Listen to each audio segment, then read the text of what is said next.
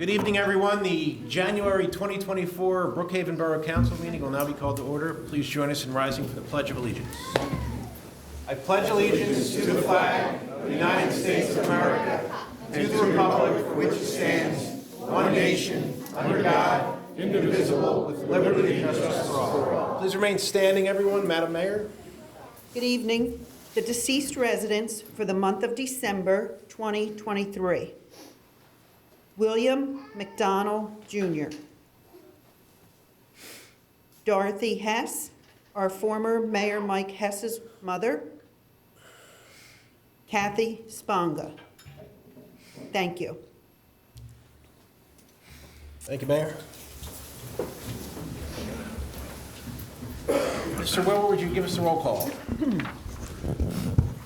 Mr. Heller. Present. Ms. Fulvio. Present. Mrs. Heller. Present. Mr. Duplicki. Present. Ms. Sawicki. Here. Mr. Pappas. Here. Mr. Burke. Here. Mayor Leslie. Here. Mr. Wills. Here. Mr. Catania. Here. Mr. Wilbert here. Mrs. Boyle. Chief Montello. Here. Chief Vice. Roll call complete. Thank you, Mr. Wilbur. Ms. Ford.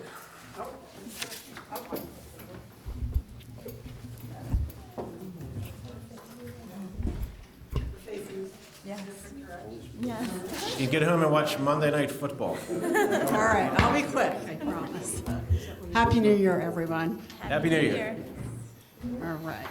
All right, it was a little bit quiet in December, but we had some fun holiday events happening. Thank you to our Brookhaven Borough Council for the holiday donations to Coburn Elementary. Recipients are always anonymous and extremely excited to receive the gifts that are given from our council, who are so generous. Coburn Elementary also hosted a toy drive this month. It was very successful. Student council collected hundreds of toys that were donated to Nemours DuPont Hospital for children. Also, we had an amazing elementary winter concert this month. The students gave an amazing performance at Coburn. The chorus participated also in the annual tree lighting ceremony this holiday season. And also our 5th and 4th graders were treated to the annual Sun Valley High School chorus and band concert. The students get bussed over the day before break, and it's really amazing. They get to see all of the high school students who are doing what they do at the elementary level. And if you've not been to one of our concerts, whether it's elementary or high school, they're truly amazing performances. I would encourage everyone to come when they see the concerts advertised, and our children in 4th and 5th grade then get to see, where their future is in music, which is wonderful.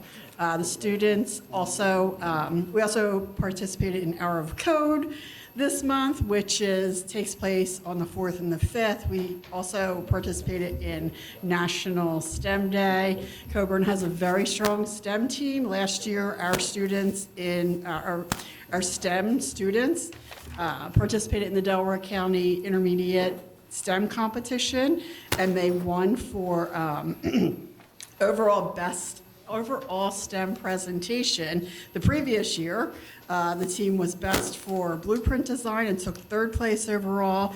There are 60 teams that compete, so we have a really terrific technology program as well at Coburn and across the district, I will say. January, we kicked off with our PBIS. The year started with a review of our core values: be respectful, responsible, ready, and we dove into fun and games to review all of our school expectations. If you want to see what's happening daily at Coburn Elementary, follow us on Twitter at CoburnES. And that's all I have. Thank you, Ms. Ford. See you next month. Welcome.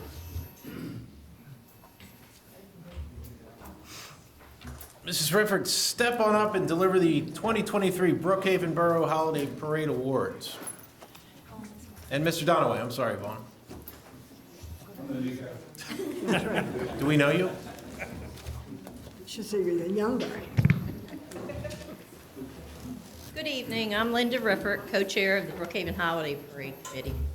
Our committee consists of myself, Vaughn Donaway, Stephanie Donaway, Tom Dykes, Mary Marinelli, Ginny McKee, along with Councilwoman Sherry Heller and Donna Fuchs. This year's Brookhaven Holiday Parade was dedicated to Brookhaven's volunteers, also known as Our Heroes. Our Grand Marshal this year was Lynn McGonigal. She's worn many hats, not here tonight to hear this, in our community over the years. She currently serves as the president of St. Vincent de Paul Society at Our Lady of Charity Church, treasurer of Brookhaven Town Watch, secretary of the Rec Board, is on the Family Day Committee, Brookhaven Recycling Committee, Brookhaven Historical Committee, and she was also the treasurer for the Brookhaven Citizens Police Academy when it was in existence. Thank you, Lynn, for your many hours of service to the community. We also had a junior Grand Marshal this year, Ann Taylor.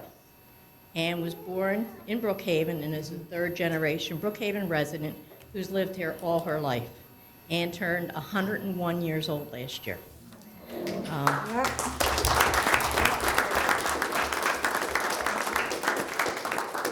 thanks to Chief Montella for arranging us to have, and I think I counted 43 fire trucks, fire vehicles in the parade.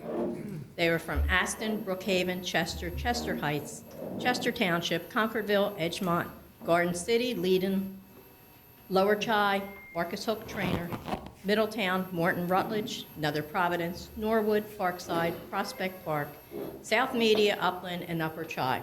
We also had one truck from Pillow, PA, located in Dauphin County. This year was the first year that we had Tom's Power Equipment, Zyla's Landscaping, and J&A Wagons in the parade. Here's my little thank you. Thank you to the Borough of Brookhaven. Thank you to Mayor Leslie for emceeing the parade, along with Deanna Durante, who's a reporter from NBC 10 News. Thank you, Chief Vice, for contacting Deanna. Steve Luongo's Towing for use of the flatbed used as a grandstand. The Boy Scouts for distributing letters to the parade route neighbors. Ed Rifford, Danielle Kellogg, and Sean Guthrie for staging the parade. Ginny McKee and Stephanie Donaway for decorating the grandstand. Our Lady of Charity Church for allowing us to use their parking lot for staging. Pendelco School District to allow us to use Coburn Elementary School's parking lot for Santa's Village. Police Chief Mike Weiss and the Brookhaven Police Department, in addition to the fire police, for helping with traffic control in the parade. Brookhaven Public Works employees for helping set up the bleachers, dropping off the stairs for the dropping off the stairs for the grandstand, chairs, tables, no parking signs, and traffic cones. Sure. Bill Kraft for creating wooden pieces for our Christmas Village, in addition to, for Christmas Village. The Brookhaven Rec Board for your donation and stuffing candy bags. Brookhaven Town Watch for their donation. Charles Maria Leslie for their donation. Giant Supermarket, they contribute to our dances that we hold. Doug Scott helps out every year. It's our Batman, helping out with our characters.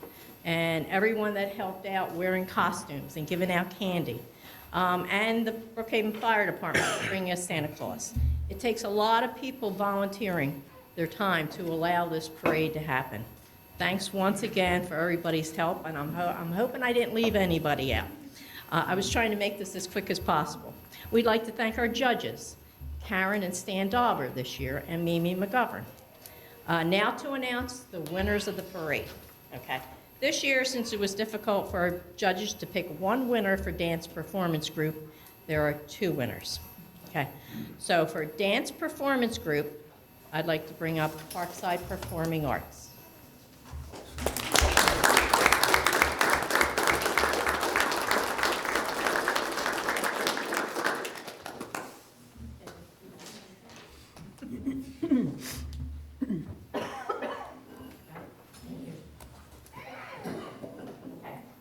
Marching band unit, Sun Valley High School Marching Band.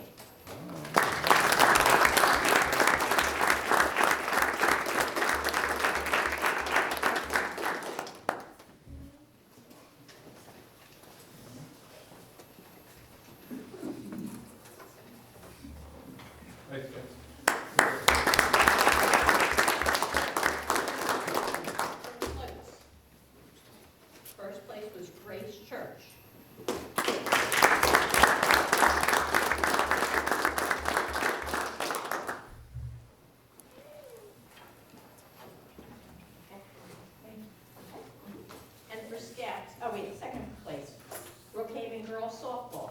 And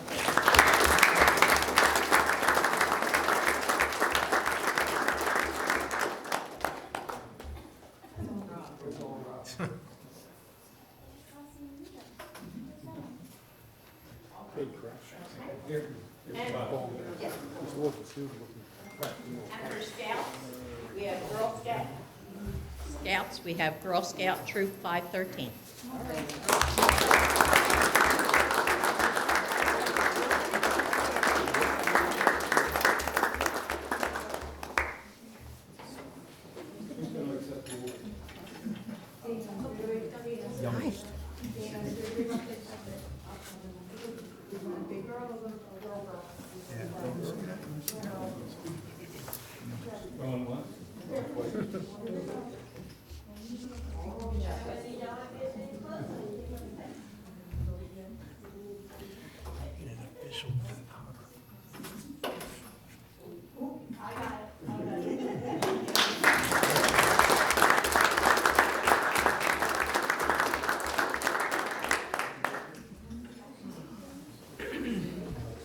Did you get away?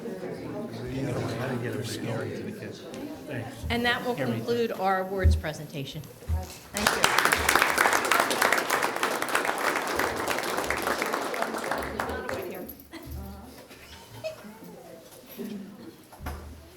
Thank you both.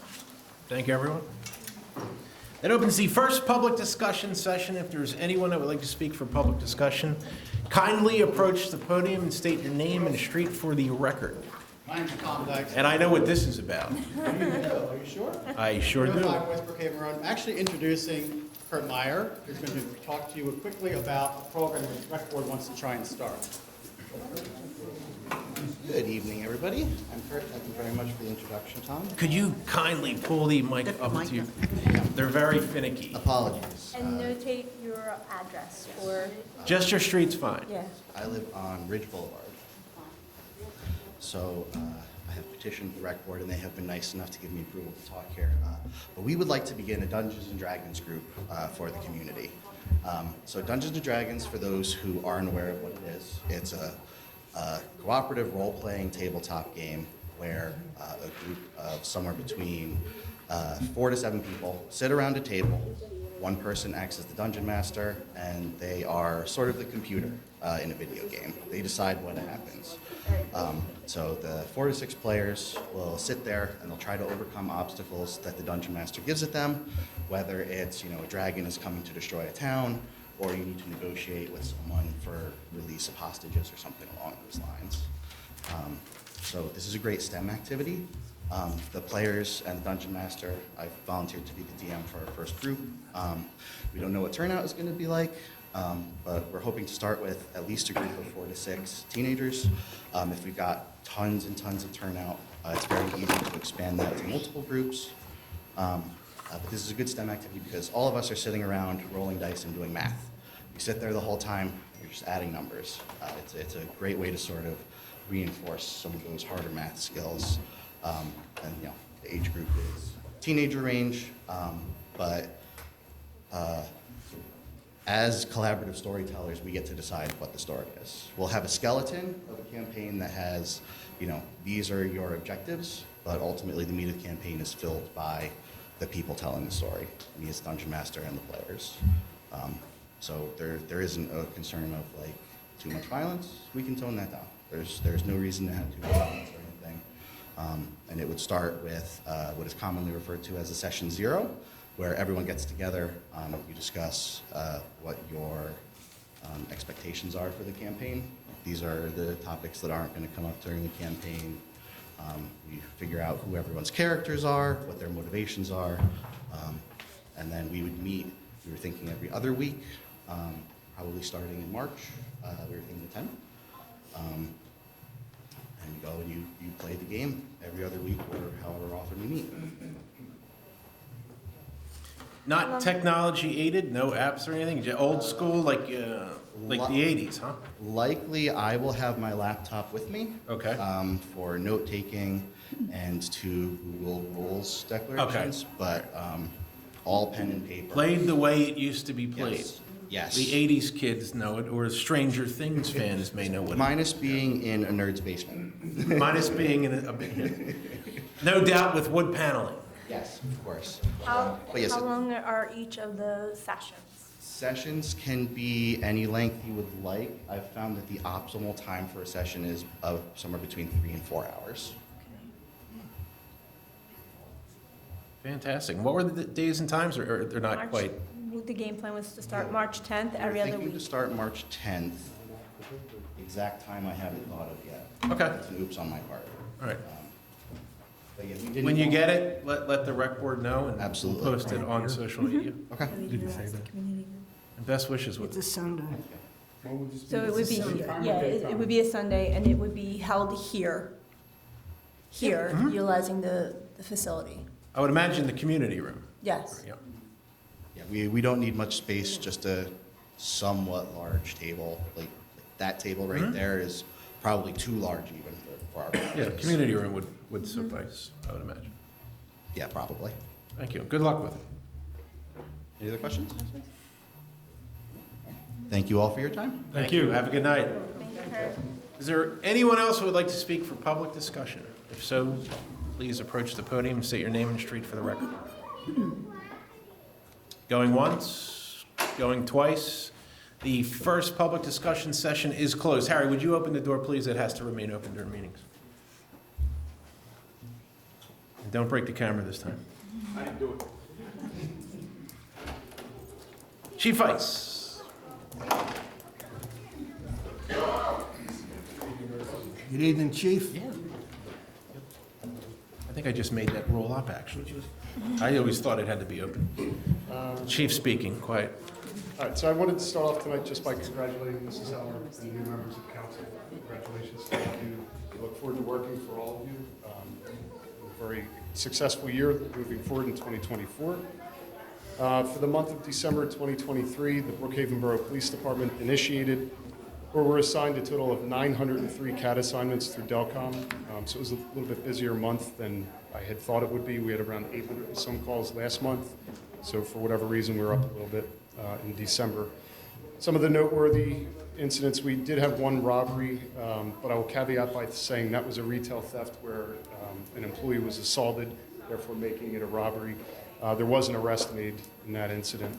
We had one aggravated assault, we had 13 thefts, one simple assault, 5 vandalism or criminal mischief.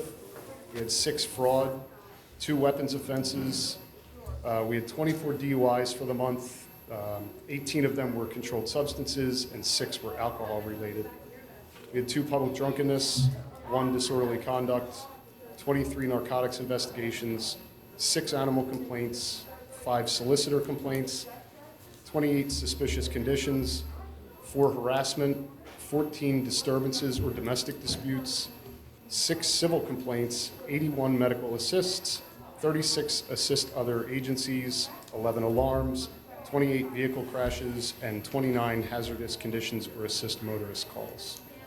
Arrests for the month, we had a total of 70 adult arrests for the month.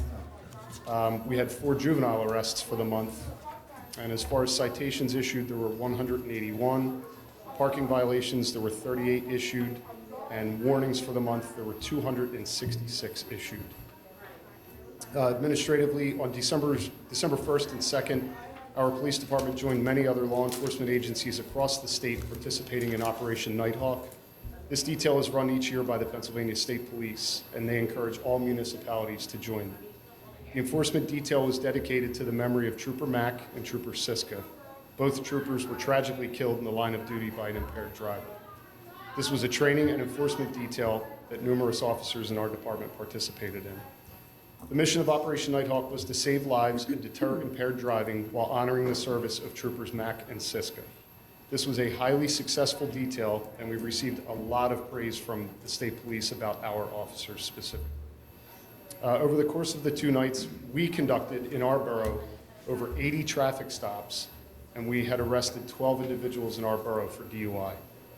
As a whole in our region, just to give some parameters with where this went, in our region as a total, there were 936 traffic stops and 91 DUI arrests were made.